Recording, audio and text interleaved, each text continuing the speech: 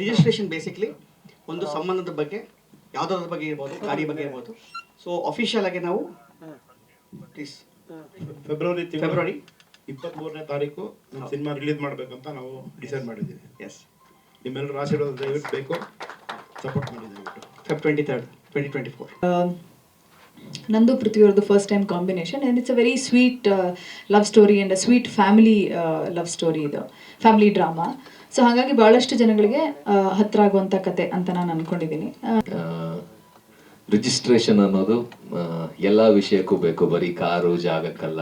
ಸಂಬಂಧಗಳು ಪ್ರಾಪರ್ ಆಗಿ ರಿಜಿಸ್ಟರ್ ಆಗಬೇಕು ಅನ್ನೋದನ್ನು ಈ ಸಿನಿಮಾದಲ್ಲಿ ತುಂಬಾ ಸೆನ್ಸಿಟಿವ್ ಆಗಿ ಇಬ್ರು ನವೀನ್ ಸರ್, ನವೀನ್ ಸ್ಕ್ವೇರ್ ಹೇಳಿದಾಗೆ ಇವರಿಬ್ರು ಸಹಪಾಠಿಗಳು, ಹಾಗೇನೆ ಅವರ ಅಭಿರುಚಿ ಕೂಡ ಮ್ಯಾಚ್ ಆಗುತ್ತೆ. ಹಾಗಾಗಿ ಸಂಬಂಧಗಳ ಬಗ್ಗೆ, ಸಂಬಂಧಗಳು ರಿಜಿಸ್ಟರ್ ಆಗೋದ್ರ ಬಗ್ಗೆ ಒಂದು ತುಂಬಾ ಒಳ್ಳೆಯ ತಿಳಿ ಹಾಸ್ಯ ಇರುವಂತಹ, ಲೈಟ್ ಕಾಮಿಡಿ ಇರುವಂತಹ ಸಿನಿಮಾ.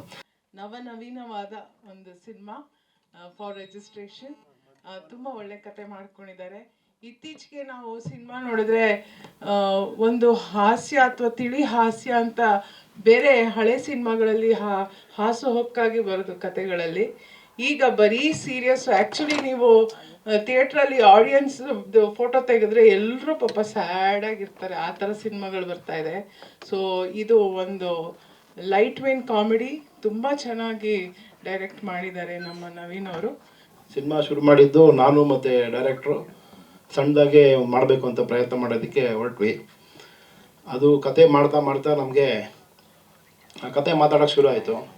ಅದಕ್ಕೆ ಪಾತ್ರಕ್ಕೆ ಆ ಕತೆಗೆ ಯಾರ ಪಾತ್ರ ಬರಬೇಕು, ಅದೇ ಥರ ಇದೆಲ್ಲ ಬೆಳ್ಕೊಂಡೋಗಿ ಇವತ್ತು ಇಲ್ಲಿ ಬಂದು ನಿಂತಿದ್ದೀವಿ. ದಯವಿಟ್ಟು ಫೆಬ್ರವರಿ ತಿಂಗಳಲ್ಲಿ ರಿಲೀಸ್ ಮಾಡಬೇಕಂತ ಅನೌನ್ಸ್ ಮಾಡಿದ್ದೀವಿ. ತಮ್ಮೆಲ್ಲರೂ ಸಹಕಾರ ದಯವಿಟ್ಟು ಬೇಕು ಅಂತ ನಾನು ಕೇಳ್ಕೊತೀನಿ ಅಷ್ಟೇ. Thank you so much.